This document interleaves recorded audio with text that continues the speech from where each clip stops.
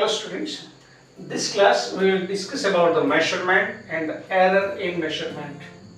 First of all, measurement it is very much important in day-to-day life. Without measuring anything we cannot deal with any day-to-day life activities. So when we do the measurement, there are various ways in which error can arise in the observation. The error basically it is classified into two categories. One is the systematic error, which can arise due to some systematic reasons, whereas another, even if you take care of all the relevant reasons for error, there is a chance of error that can arise. It can be due to any reason, and that's why it is called a random error. So if we see the systematic error again it can be classified into various categories. One of that is instrumental error. Instrumental error again it is of two types. It is due to imperfect calibration, another due to imperfect zero adjustment. What is this instrumental error?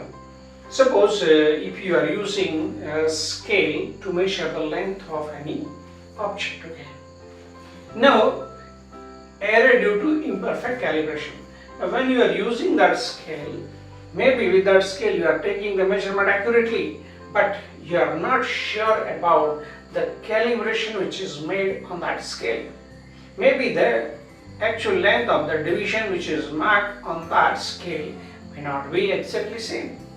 It can be slightly more also, slightly less also. So if the calibration which is done on the instrument, if it is not perfect, then whatever number of observations you take, every time the same amount of error will arise. How can you minimize this error? Now you are not sure about any instrument that which is having perfect calibration. What you can do that is, instead of taking observation with a single instrument, you can use take the same observation with a number of instruments, and you can take the mean of all that observations, and that you can consider as a true value. Another is due to imperfect zero adjustment. Sometimes when we measure, maybe the instrument it is not properly adjusted with the zero scale. If it is slightly more or slightly less, then accordingly it will measure that amount slightly less or slightly more. So if there is a zero adjustment, error is there. Number of times you take observations, every time same amount of error that will arise. Either it can be positive or it can be negative. But every time that sign that will remain same. So this is, we can say, error due to imperfect calibration or imperfect zero adjustment that comes into the category of instrumental error.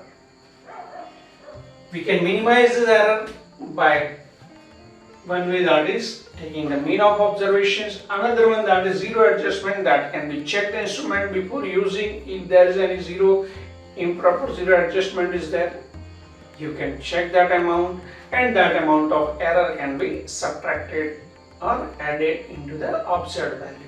So that way zero correction can be done. Another is error due to imperfect experimental setup. Imperfect experimental setup. You know, sometimes we do the experiment, we take the observation in the right way, but maybe that setup, that experiment, that observation that can be affected due to atmospheric parameters, due to the surrounding system, due to the environment. So while taking the observation, we must take the care of all the factors. Now if our experimental setup is not properly isolated from all that affecting parameters, then the observed value may be different from its actual value, and the error that can arise. Okay. So we can say that is a kind of experimental error because of imperfect experimental setup. So before taking the observation, we must check the setup, experimental setup, that is whether it is protected from all the affecting parameters. One more category, that is personal error. Personal error, that is of various reasons. Maybe individual's defect of vision, maybe the individual's way of taking observation, maybe individual's way of reading or writing the observation. There are various ways, okay, various reasons due to which this individual's reason this personal error that can arise, and how we can minimize it. To minimize this personal error, only and only the way, that is, instead of doing the experiment in a single, you can do it in a group. So same observation, if it is taken by the number of observers, then maybe individual's error will vary from person to person's observation.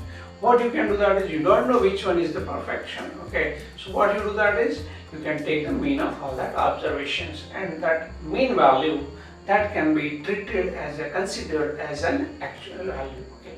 So that way you can minimize the personal error. So again, personal error, there is a systematic error that you can categorize into three categories. That is instrumental error, that is again of two types: improper calibration, imperfect zero adjustment.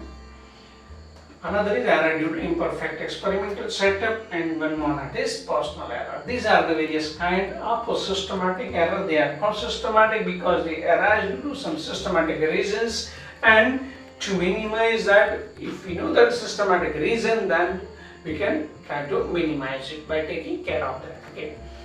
Even then after also, if error can arise into the observation, then we can say it is a category of random error. It is called random because for a particular observation, errors because of which reason, that is not sure, we are not aware of that, we don't know the actual reason, which kind of reason it is, which kind of error it is, and that's why we call it as a random error. Or we can say that it can arise due to random reasons, and here is random error. It can be due to individual's reasons also, and that's why this personal error, some of the reasons that also come into this category. For example, suppose you are measuring the length of, suppose the textbook length, if you are measuring, if you take the observation number of times, and maybe the result can vary different times, okay?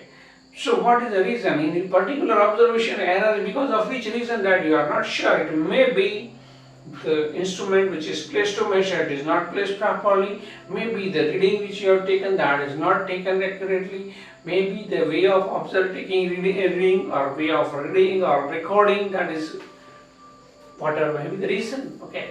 So in different observations, error can be occurred because of different reasons, and that's why it is called as random error. And to distinguish these two, basically you can say this error, it is because of definite reason, and that's why either it can be positive or it can be negative. But this error, in some of the observation can be positive also, some of the observation can be negative also, the amount also can be exceeding or decreasing. It depends in different observation.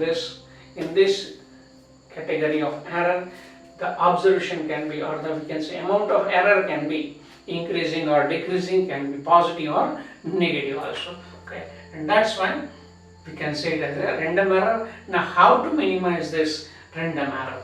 Again, in a particular observation, whether error is there or not, whether it is positive or negative, or amount of error, we are not sure about it, okay? So instead of taking single observation for any measurement, we take the number of observations, and taking the mean of all that observations, that mean value we will consider as a true value.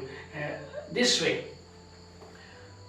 again we say, suppose error in any observation, if you want to find the error, what you will do, that is, error will be equal to true value minus observed value. If you find the difference, that difference amount you call it as an error. So how to minimize this random error? We'll take an example. With an example, we'll discuss that how we can minimize a random error in any observation. If you want to measure the length of any object, instead of taking one observation, we take number of observations. Let us take n observations, L1, L2, L3 up to n observations are taken for the length. Now in all these observations, how many are correct or how many are having error, we are not sure. Okay. What is the way to find a true value? That is, take the mean of all these observations. So L mean, that is L1 plus L2 to Ln divided by n. That value, that is considered as a true value. So true value, that is L mean, that is the average of all the observed values. Okay.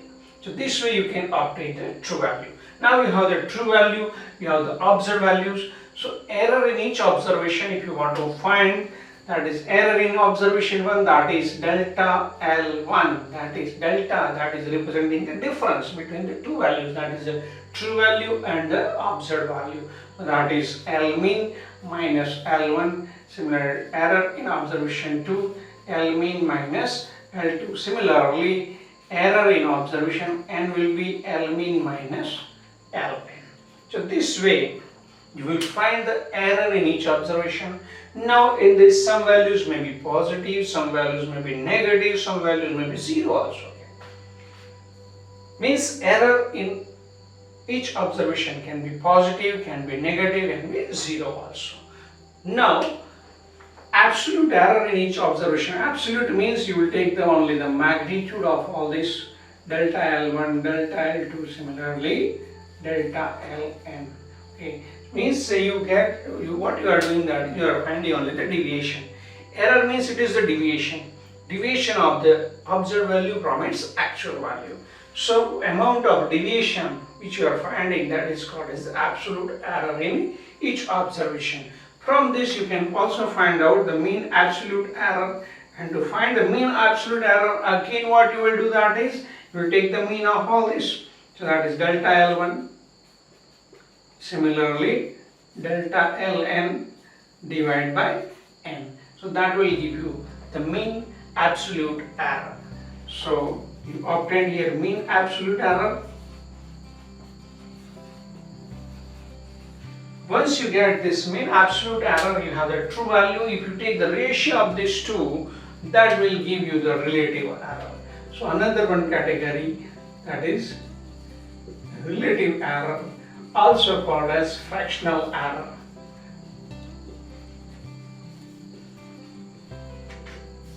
And that is the ratio of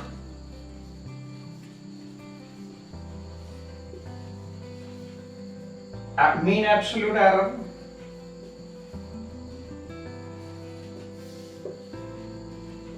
to the true value. It means delta L mean divided by L mean. This quantity is a relative error or a fractional error. Now if you multiply this with 100, you will get a percentage error.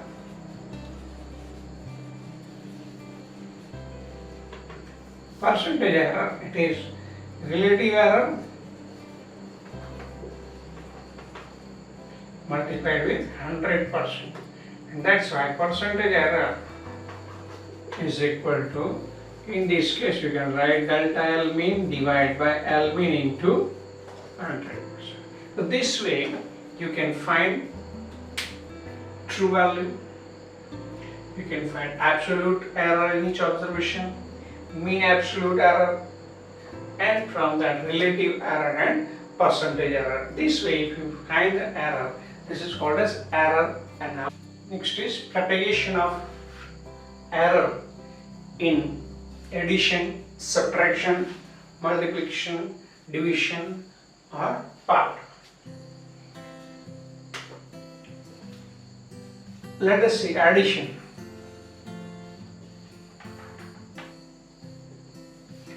Let's say two physical quantities A and B are added with each other so that you get the resultant physical quantity 1. For example, if you add length and breadth of rectangular plot, 2 times length plus 2 times breadth, that will give you the parameter. Okay? So that way addition of any two physical quantity gives the resultant physical quantity is 1. Okay? Now in measurement of y, actually we are measuring quantity A and B. In measurement of A and B, if error is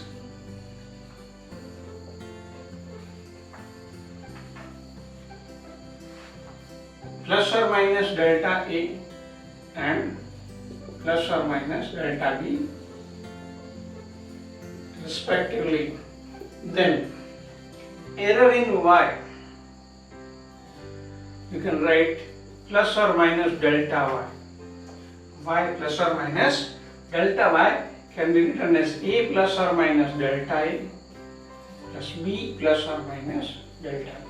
With error, if we write this equation, we can rewrite this as A plus B plus or minus delta A plus or minus delta B. This is y plus or minus delta y. But you know that A plus B is equal to y, and therefore you can write plus or minus delta y is equal to plus or minus delta A plus or minus delta B. It means that delta y has four different possibilities. Both is delta A, delta B both are positive, that is maximum positive value. If both are negative, delta A minus delta B, maximum negative. If one is positive, one is negative, or delta A is negative, delta B is positive. So these are the four different possibilities. These two are the intermediate values of these two extremes. So maximum possible error in the measurement of y. Maximum possible error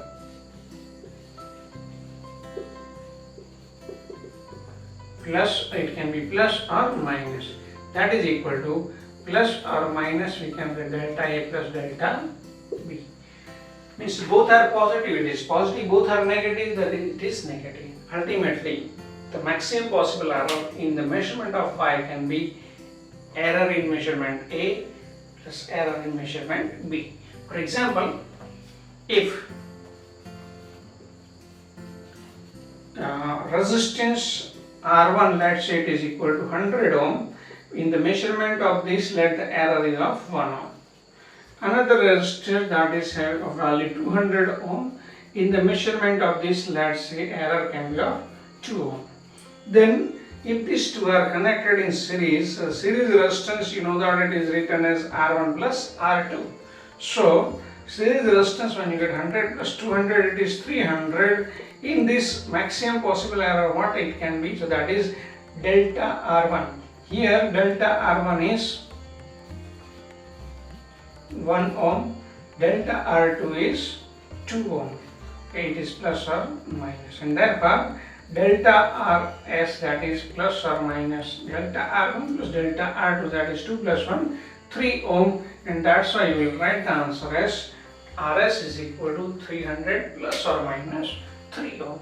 So this way, when there is addition of two physical quantities, absolute error is also added. Here delta A and delta B, that is absolute error in quantity A and B. So this way you can find the error in the result. Instead of addition, if it is subtraction.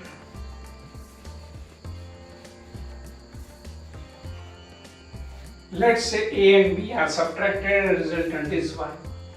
Again error in A and B is delta A and delta B respectively. Then with error you can write this as A plus or minus delta A minus B plus or minus delta.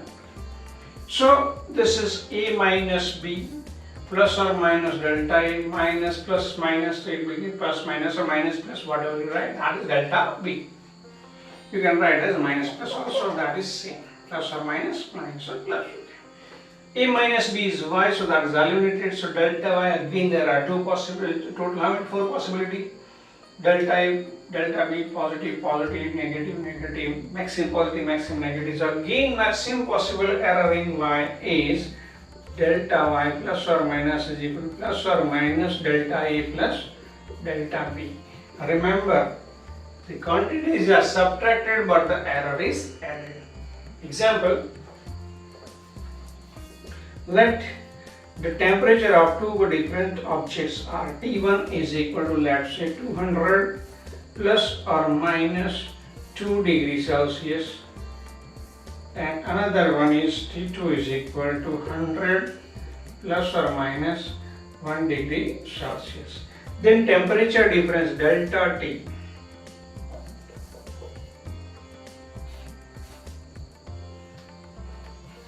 Delta T, that is T2 minus T1. If you want to find T1 minus T2. T1 minus T2. So this difference will be 200 minus 100, that is 100, but answer when you write delta T, that is delta T1 plus delta T2. It can be plus or minus. So it is 2 plus 1, it is 3 degree Celsius. This is the answer. Okay. So temperature difference we are finding even if there is subtraction of the two values, but the error is added. So in short, you can write in addition or subtraction. In addition or subtraction, absolute error is added. Remember, in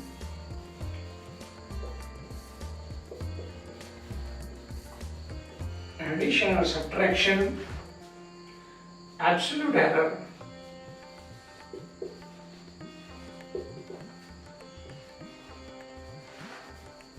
is added. So whether it is addition or subtraction, maximum possible error in the measurement of y is plus or minus delta A plus delta B. Another is multiplication of two physical quantities A and B, product gives result of y. Now with error, if you write this equation, then error in y can be plus or minus delta y, error in A can be plus or minus delta A, into error in B can be plus or minus delta B. Now from this, let's say if you take y common, what is left? That is 1 plus or minus. Here y is not there, so delta y upon y. See, delta and y are not two different physical quantities, that is a single quantity. It's a difference between two values of y, and that's why y is multiplied, divided, multiplied, that is taken out, divided, that is left. Similarly here, if you take A common, it is delta A by A, B take common, it is 1 plus or minus delta B by B. Again A into B is y, so A into B is y, that is eliminated. What is left? 1 plus or minus delta y upon y is equal to 1 plus or minus delta A by A into 1 plus or minus delta B by B. If you simplify this, you will get 1 plus or minus delta A by A plus or minus delta B by B plus or minus delta A by A into delta B by B. That is 1 plus or minus delta y upon 1 that is eliminated from both sides. What is left? That is delta y upon y is equal to plus or minus delta A by A plus or minus delta B by B. In this quantity, see, it is a product of fractional error, and fractional error is always less than 1. If you multiply this to the product, again it is lesser than that. So this quantity will be very, very less compared to delta A by A and delta B by B, so it is neglected as very small. So you get again 4 different possibilities.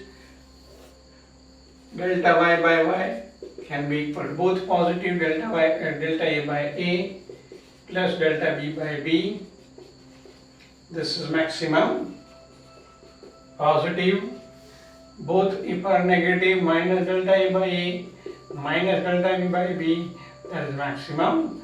Negative, the other two combinations values are lying between these two. So maximum possible error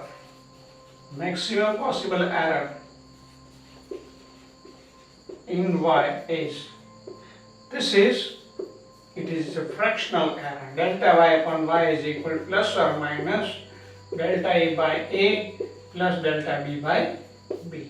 This is called as a fractional error. If you want to find out absolute error from this, then you have to multiply the result with quantity y. Okay.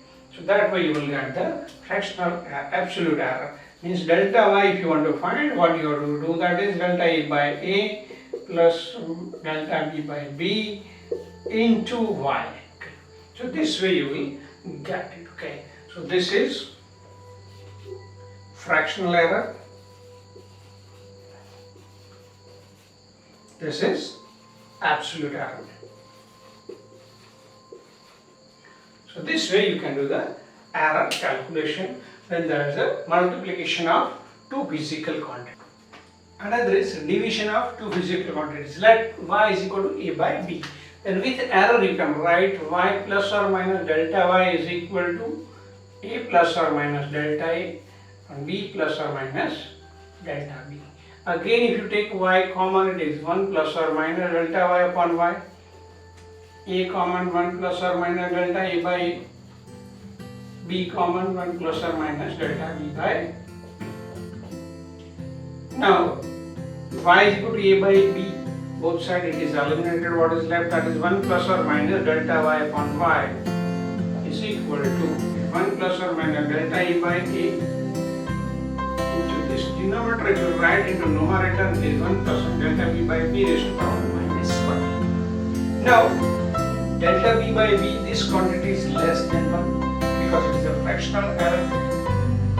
And if you do the expansion of this, there is a theorem called as binomial theorem. Using binomial theorem,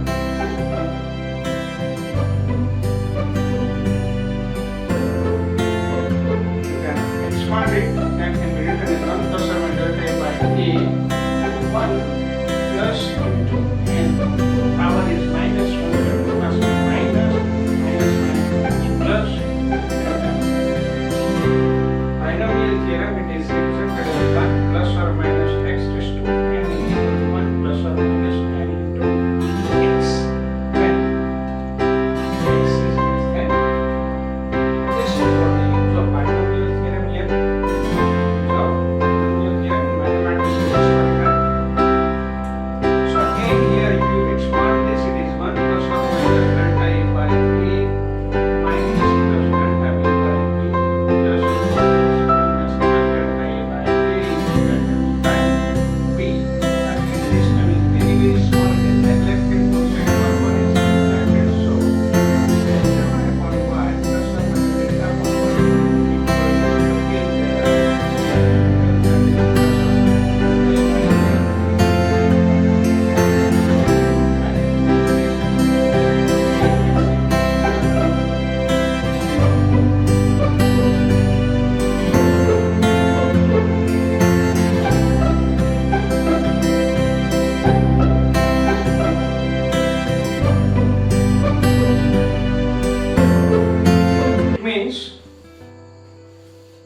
In multiplication or division,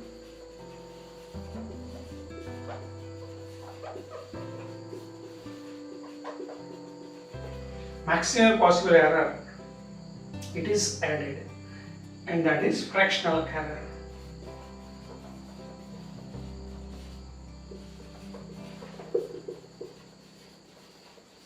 So you can see whether it is addition, subtraction, multiplication or division, error is always added. Error is always added.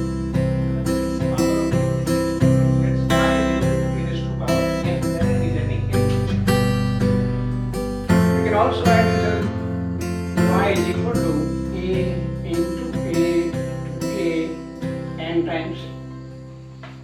And as you know, when there is a multiplication, fractional error, it is added, and that's why error in y, if you want to find using that multiplication law, you can write maximum possible error in y can be written as plus or minus delta y upon y is equal to plus or minus delta a by plus or minus delta a by a n times.